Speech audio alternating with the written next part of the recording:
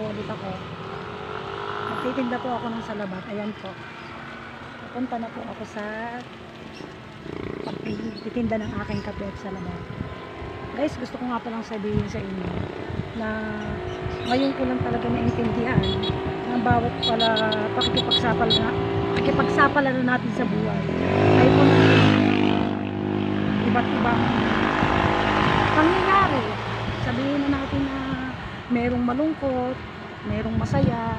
Ang pinaka-importante sa lahat, marunong tayong makipagsapalaran sa buhay at tayo ay nagmamahal. Ganyan po ang importante sa bawat taong katulad natin. Sa mga hindi nga po pala nakakapag-subscribe dyan, Alina's Daily Vlog po, subscribe and follow po. Ito po ang aking munting hanap buhay. Gusto ko lang pong sabihin sa inyo na ako po araw-araw nagtitinda ng kape at salabat. Ako rin po ang nagdadala ng merienda dyan sa municipal ng Padre Garcia. Bali, 15 years na po akong nagtitinda ng kape at salabat. Hindi ko lang po sadya maikwento sa inyo, pero napakarami ko na pong pinagdaanan talaga sa buhay. Pero eto po, nagiging matatag pa rin po ako. Ito po ang aking kasama, ito po ang aking e-bike na ito. Sa araw-araw na pakikipagsapalaran ko po sa buhay ng pagtitinda ng kape at salabat.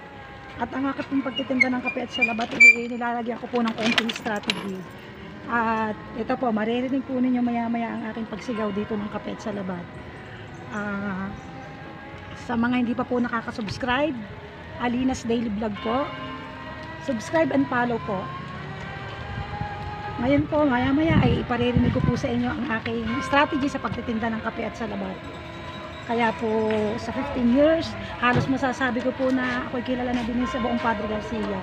At marami rin po ang mga bumibili sa akin ng salabat. Sige po guys, hanggang po sa muli.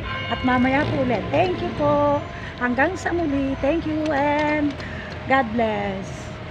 More powers and follow Alina's Daily Vlog po. Thank you and bye-bye.